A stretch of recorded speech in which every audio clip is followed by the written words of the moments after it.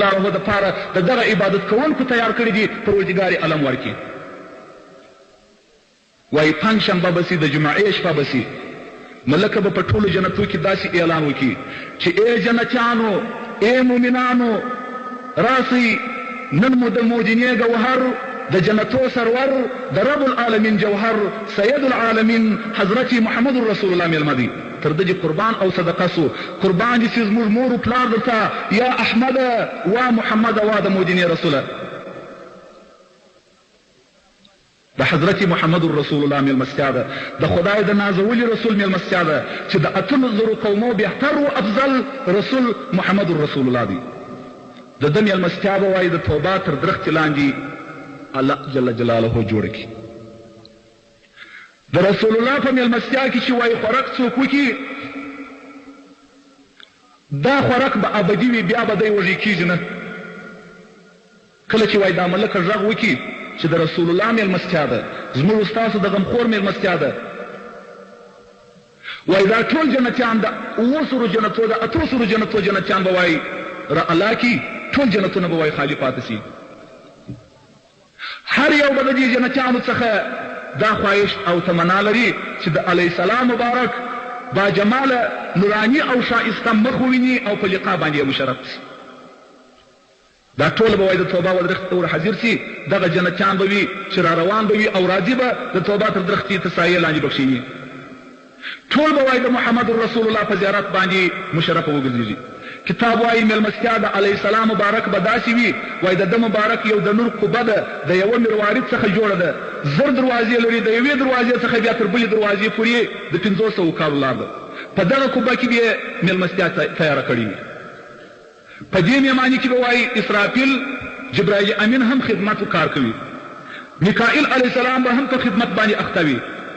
وایي په دې میلمستیا کې به د محمد رسول الله دا جنتیان 300 کاله تیر کړي. هغه کلونه چې هغه د آخرت کلونه دي چې یوه ورځ یې د دې دنیا 50,000 کاله ده.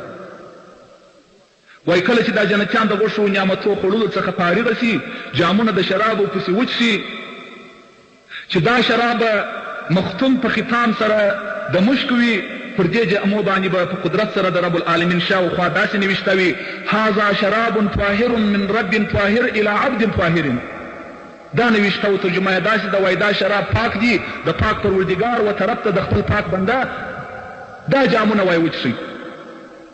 کله چې وایي دا جامونه د شرابو وچ شي په دې مهماني کې د علیه السلام مبارک د ټولو څخه به وایي مستان او مشتاقان د جمال الهي جوړ کړي. شوق د دیدار د رب العالمین به وپیدا شي. اسقاهم ربهم بین جمله ابرار ماست و شرابی لا یزالی هفت پنجو چارو ماست چون پزون گردد تجلا و از جمالی حق ببین ذره ذره هر دو عالم گشت موسی آوازی ماست.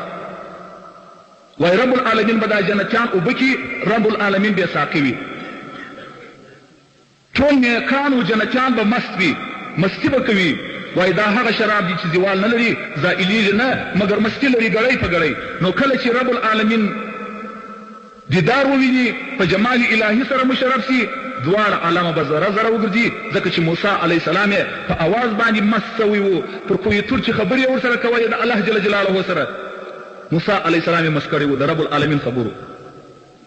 نو وای کله چې د سید العالمین میلمستیا خلاص شي په جنت الفردوس کې دا جنتیان به بیرته ټول پر خپلو براکو باندې سپاره شي و خپلو ځایو ته به ولاړ شي. د جمعې ورځ به راشي ملکې به په جنتو کې اعلان وکړي چې ای د خدای بندګانو و دارالجلال ته راسئ د رب العالمین میلمانه یاست. نن مو پروردګار میلماني درته کړې ده دا ټولو بندګانو ته. دا ټول جنتیان مؤمنان به دا تصور هم وکړي چې نن نو رب العزت دیدار هم راکوي چې میلمانه کوي مو خدای و دارالجلال ته مو بیایي نو خامخا د رب العالمین دیدار هم په دې مهماني کې شته چې و خپلو بندګانو ته یې وکوي. وای نو د ډېرې خوشحالۍ څخه د زړه به داسې اواز په دې جنتو کې پورته شي واشوقاه الى رب العالمین.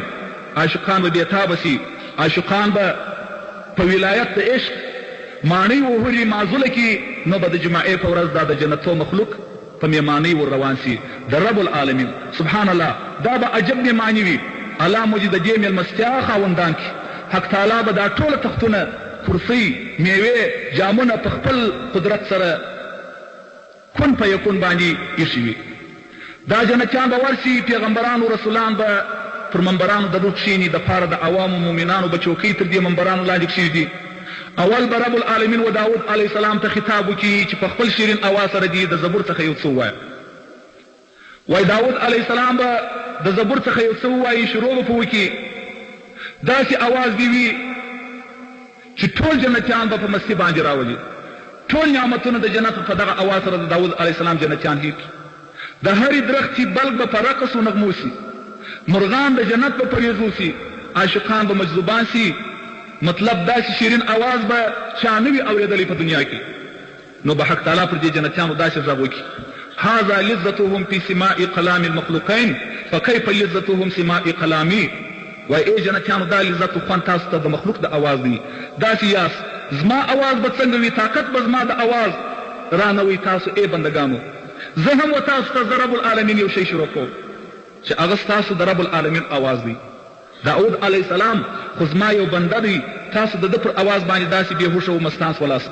دا عاشقان نه دي، دا به وایي د حالت څخه بل حال ته ولاړ شي، غږ په عشق کې به وي.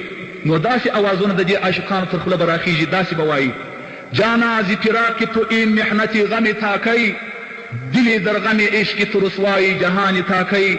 خون شد دل مشتاقان از غیرت خود تاچن، خون خوردن خاموشی از دل شدگان تاکی. نه آمد که تو ای جانان از پرده بیرون آیی، ای روی بدان خوبی در پرده نهان تاکی. سبحان الله، دغه دې د مستۍ و د عشق خبرې. وای ای جانانه ستا د فراق و جدایۍ څخه به دا غم و محنت و مصیبت تر څو پورې به وي؟ تمامېده نه لري. د هغه غم د فراق به وي او زړه به په غم کې د عشق ستا په جهان کې تر څو وي. دا و رب العالمین ته د عاشقان وایي چې دا د عشق غم په جهان کې تر څو به وي.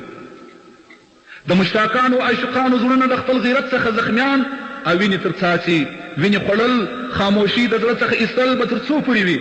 داسې ورځ وخت به راسي ای جانانه چې یو وخت د پردې و حجاب څخه د باندې راوځې چې زموږ زړونه په عشق ستا غرق دي ای مبارک جانانه. په دغه ښایست و جمال کې به تر څو په پرده و حجاب کې پټ او نه به راوځې پټ پټ په ځان پټوې او د حجاب څخه به ځان نه ښکاره کوې. عاشقان به داسې وایي، بیچارهګان عاشقان به تږي او خوار د رب العالمین د اواز وي. یفلا به رب العالمین خپل اواز و دې جنتیانو ته پورته کړي. الله جل جلاله به سلام وواشي چې سلام قولا من رب الرحیم. په عاشقانو کې به وژ ورسي، نارې مستانه به پورته کړي. داسې غږونه بیا تر خوله خیژي د دې عاشقانو: بنمایی رخی کی باغی گلستانم ارزوست، بکشایی لب کی قندی فراوانم ارزوست. یعقوبی و اصفاها همیزنم، دیدار خوبی و سب کنعانم ارزوست. نو رب العالمین خطاب ورته وایي چې سترخانونه هوار کړي د پاره د نعمتو د خوړلو. نن خو نو زما میلمانه یاست، دا ټوله جنتیان چې وایي و دارالجلال ته ور حاضر سي. نو رب العالمین خطاب ورته وکړي و دا خپلو ملکو ته چې منبران د یاقوتو کښېږدي، دا زما بندګان زما میلمانه دي او شاوخوا پر دې منبرانو باندې چوکۍ و کرسۍ نصب کړي. دا چوکۍ به د زرو څخه وي. ټول پیغمبرانو ابدالانو مؤمنان به پر دې تختو منبرانو د یاقوتو کښېني. حورې و غلمان به د ستې د ګلانو تړلي وي، ټولو به صفونه وهلي وي، ولاړې به وي. هر جنتي و پر خپل رتبه باندې د خپل عمل پر هغه چوکۍ کښېني. هغه بندگان چې عمل یې ډېر کم وي هغه به تر ټولو شاته ناست وي. حضرت محمد رسول الله به یو منبر وي د یاقوتو چې په ټولو منبرانو کې به بلنده او غټ او ډېر ښایسته وي. پر دې باندې به سردار د عالمیانو رحمت للعالمین د مدینې سرور محمد رسول الله ناست وي.